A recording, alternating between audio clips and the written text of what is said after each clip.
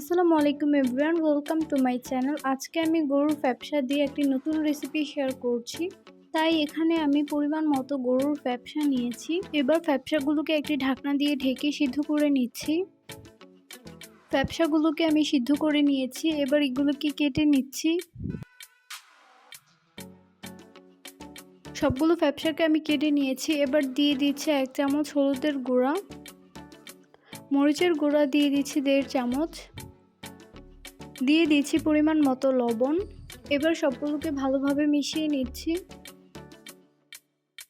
চুলায় একটি প্যান বসিয়ে পরিমাণ মতো তেল গরম করে নিয়েছি। এবার ফ্যাপসাগুলো দিয়ে দিচ্ছি। সবগুলো ফ্যাপসাকে আমি উল্টে পাল্টে ভেজে নিব। ফ্যাপসাগুলো ভাজা হয়ে গেলে এবার তেল ঝরিয়ে উঠিয়ে নিচ্ছি। এবার একই তেলের মধ্যে দিয়ে দিচ্ছি 1 চামচ আদা বাটা, 1 চামচ রসুন বাটা, দিয়ে দিচ্ছি 1 চামচ ধনিয়ার গুঁড়া, জিরার গুঁড়া দিয়ে দিচ্ছি 1/2 চামচ,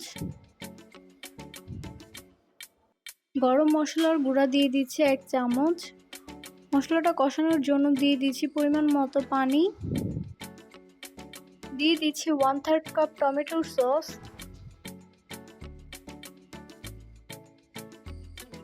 এবার ভেজে রাখা ফ্যাপসাগুলো দিয়ে দিচ্ছি।